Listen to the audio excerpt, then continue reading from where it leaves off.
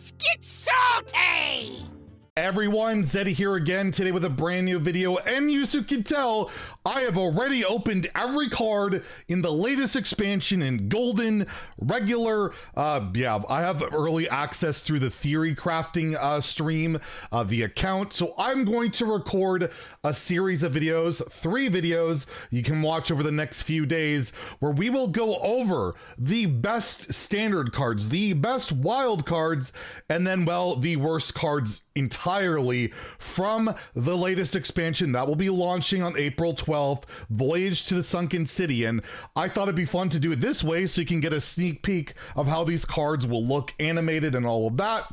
And instead of going like 1 through 10, the best standard cards, the best wild cards, the worst cards, I thought I would go class by class and go and neutral and go over the cards I think will be the best from those respective classes, and then we can all laugh at myself later when I am completely wrong. And feel free to share in the comments below what you think will be the best card per format and all of that. So today we're going to start off with the absolute best standard cards, and then tomorrow we'll go over the best wild cards, and then the last day we'll go over the worst cards overall.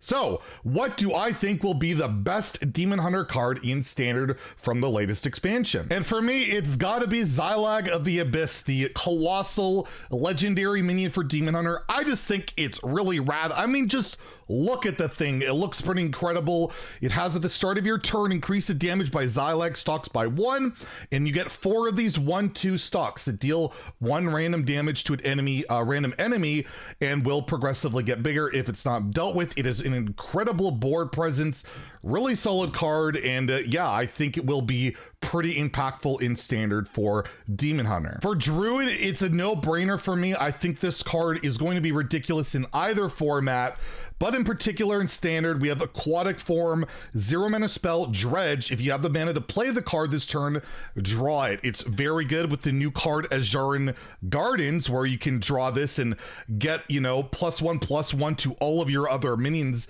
Pretty powerful, but I think just in general, in any aggro deck where you just you're consistently going to see a 1 or 2 drop, it's going to be playable. You're going to draw it, you can play it, you can do whatever.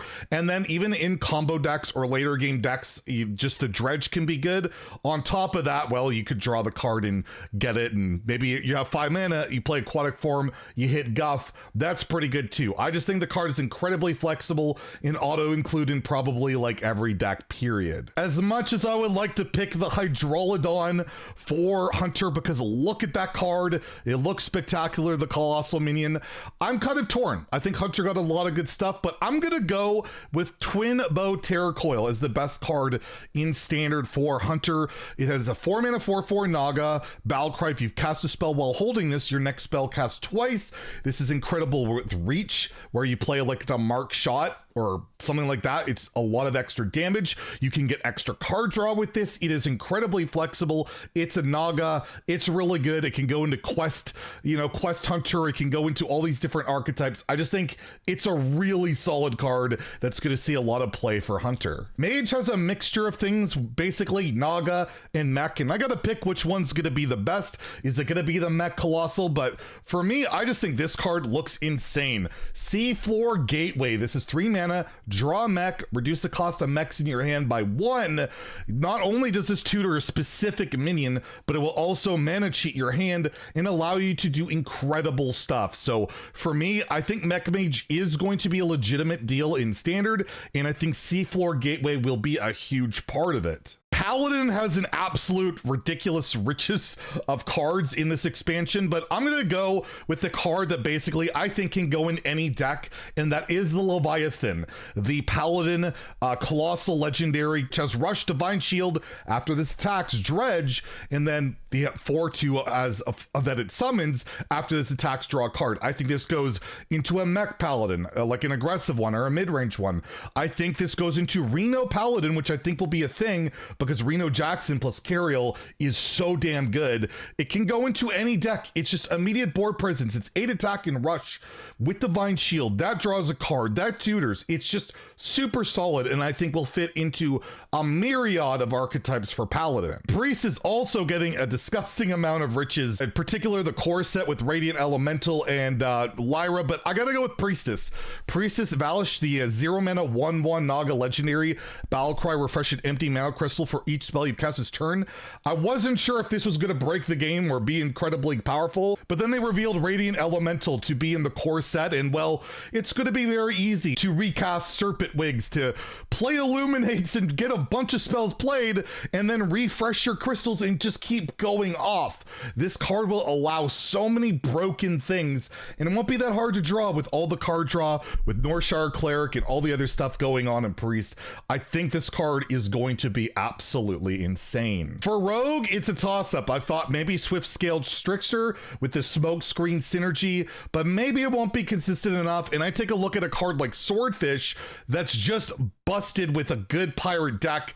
3 mana 2/3 weapon Battlecry Dredge. If it's a pirate, you not only buff this with +2 attack, but you buff the pirate you're dredging with +2 attack. That gives this to be a 3 mana 4/3 weapon. You can buff it with Deadly Poison, so it's a 6/3 weapon that's 18 damage on one weapon, coupled with your aggressive pirates and your late game hook strategy.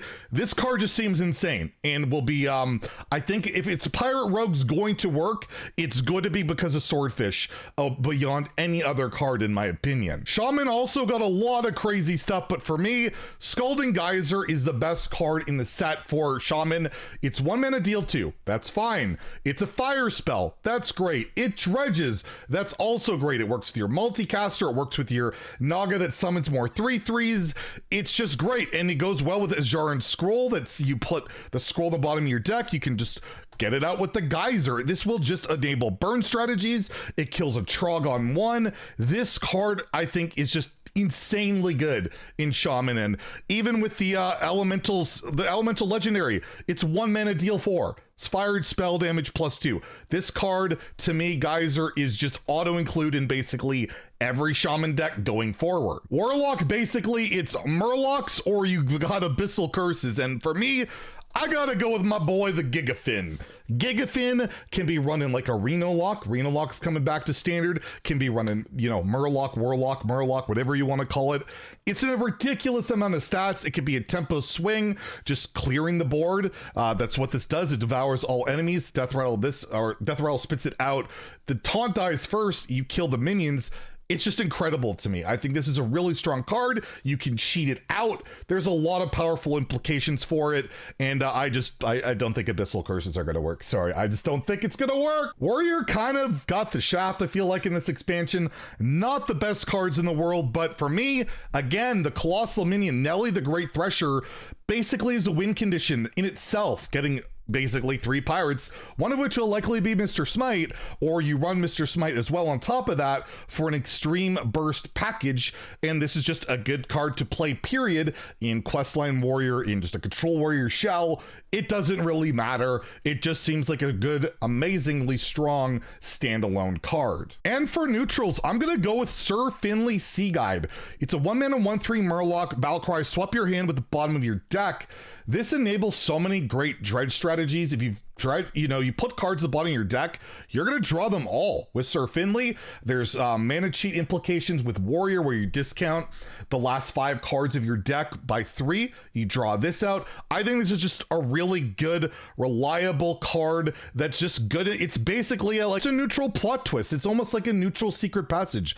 I think this is a card that can just fill the gap of so many decks to give you that, versatile hand swap if you need it, if your hand sucks. And I think Sir Finley is going to see his way into a lot of standard decks. So there you go. Those are my picks for the best standard cards from Voyage to the Sunken City. Tune in tomorrow where we'll take a look at what I think will be the best wild cards. And then, yes, the absolute worst of the worst, where we make fun of cards and probably look stupid later. If you enjoyed the video, please like and subscribe. Have a great day and stay salty, my friends.